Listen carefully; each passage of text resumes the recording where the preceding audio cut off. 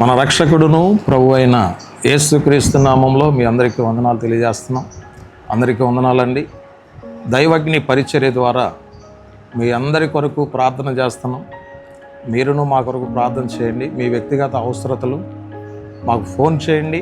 తప్పనిసరిగా మీ కొరకు, మీ బిడ్డల కోసం, మీ అవసరతల కోసం ప్రార్థించి దేవుని నామాన్ని మహిమపరుస్తాం. దేవుని బిడ్డలారా దయచేసి గమనించండి.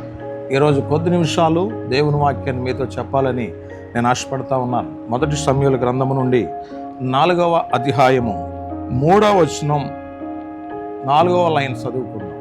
షిలోహులోనున్న యెహోవా నిబంధన మందసమును మనము తీసుకుని మన మధ్య ఉంచుకుందాము రండి.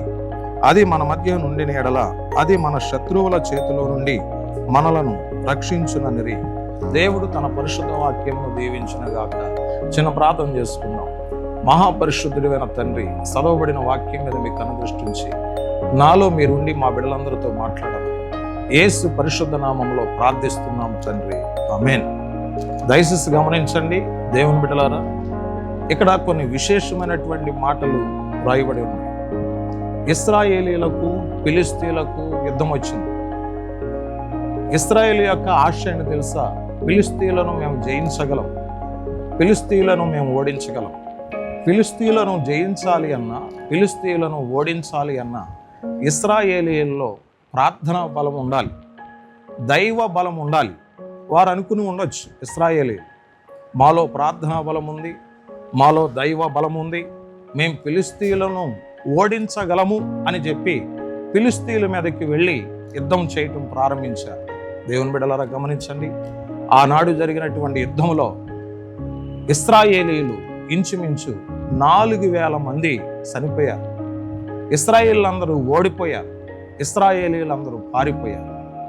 ఇటువంటి సంఘటన జరగగానే ఇశ్రాయేలీల్లో భయంకరమైనటువంటి భయం పుట్టుకొచ్చింది. ఏం చేయాలో వారికి అర్థం కాలేదు. ఇశ్రాయేలీల్లో ఉన్న పెద్దలు ఆలోచన చేస్తూ ఉన్నారు, అయ్యో ఎందుకు ఇలా జరిగింది? ఫిలిష్తీయుల మీద మనం ఎందుకు ఓడిపోయాం? యెహోవా మన ఎడల ఎందుకు ఇలా చేశాడు? యెహోవా నిబంధన మందసం మన దగ్గర లేకపోవటమే దానికి గల కారణం అనుకుని షిలోహులో ఉన్న మందిరములో ఉన్న మందసమును తీసుకుని వచ్చారు. దేవునికి స్తోత్రం చెప్పండి. మందసమును తీసుకుని వచ్చి దండులోనికి తీసుకుని వచ్చారు. ఆ మందసము దగ్గర హొఫ్నీ ఫీనెహాసులను పెట్టారు. మరలా ఇశ్రాయేలీయులు ఫిలిష్తీయుల మీదకి వెళ్ళి యుద్ధం చేయడం ప్రారంభించారు. యెహోవా మందసం మన దగ్గర ఉంది కదా, నిబంధన మందసం మన దగ్గర ఉంది కదా, ఈసారి ఏమైనా ఫిలిష్తీయులను ఓడించగలం అని చెప్పి వెళ్ళి దేవుని బిడ్డలారా ఎంతగానో వాళ్ళు పోరాడుతూ ఉన్నారు. పోరాడినప్పటికీ ఏ మాత్రం ఇశ్రాయేలీయులకు విజయం అనేది లేదు. ఆనాడు జరిగినటువంటి యుద్ధంలో ఇంచుమించు 30,000 మంది చనిపోయారు. దేవుని బిడ్డలారా, ఎందుకు ఇంత ఘోరం జరిగింది? వారు మందసం ఉంది అని అనుకుని యుద్ధం చేస్తారు. దేవుని బిడ్డలారా గమనించండి, మన దగ్గర బైబిల్ ఉన్నప్పటికీ, మనం దేవుని మందిరంలో ఉన్నప్పటికీ, మనం దేవుని సహవాసంలో ఉన్నప్పటికీ, మన క్రియలు మంచివి కానప్పుడు, మన మాటలు మంచివి కానప్పుడు, మన ఉద్దేశాలు మంచివి కానప్పుడు, మన పరిస్థితులు, మన క్రమశిక్షణ మంచిది కానప్పుడు దేవుడు నీకు విజయాన్ని ఇవ్వడండి. చాలా మంది భ్రమపడతా ఉన్నారు. చాలా మంది ఈ దినాల్లో దేవుని బిడ్డలారా బైబిల్ని తల కింద పెట్టుకుని పడుకునే వాళ్ళు ఉన్నారు. దేవుడు నాకు విజయం ఇస్తాడులే అని చెప్పి.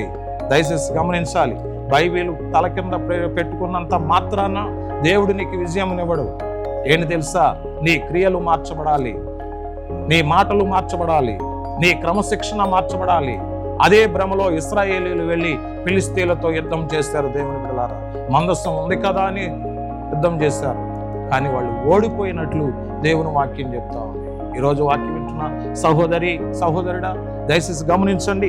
దేవుని వాక్యం అంటుంది, మీరు శోధనలో ప్రవేశించక ముందే మెలకువ కలిగి ప్రార్థన చేయండి. ఇశ్రాయేలీయులు ముందు ప్రార్థనాపూర్వకంగా సిద్ధపడలేదు కాబట్టి దేవుని బిడ్డలారా ఫిలిష్తీయుల మీద ఓడిపోయారు. ఈరోజు నువ్వు ఓడిపోవడానికి గల కారణం ఏంటి తెలుసా? అనుదినము ప్రార్థన చేయి, అనుదినము వాక్యానుసారంగా జీవించు. తప్పగా దేవుడు నిన్ను ఆశీర్వదించి ముందుకు నడిపిస్తాడు. దేవుడి మాటలను దీవించునుగాక, ఆమేన్. చిన్న ప్రార్థన చేసుకుందాం. మహాపరిశుద్ధుడైన తండ్రి, చదవబడిన వాక్యం మీద మీ కనుదృష్టి ఉంచి నాలో మీరుండి మా బిడ్డలందరితో మాట్లాడారు. మీకు స్తోత్రం. విన్న వాక్యం ప్రతి హృదయంలో భద్రపరచబడాలి. వారి కుటుంబాలు దీవించబడాలి. వారి అవసరతలన్నీ తీర్చబడాలి. ఏ విషయంలో ఏ క్రియలో ఓడిపోతున్నారో వారు ఓడిపోకుండా ప్రార్థనాపూర్వకంగా విజయాన్ని సాధించే కృప ప్రతి ఒక్కరికి దయచేయండి నాయన. నీ సేవకుని ప్రార్థన అంగీకరించి కృప చూపమని యేసు నామములో అడుగుచున్నాము తండ్రి. ఆమేన్. God bless you. దేవుడు మిమ్మల్ని దీవించును.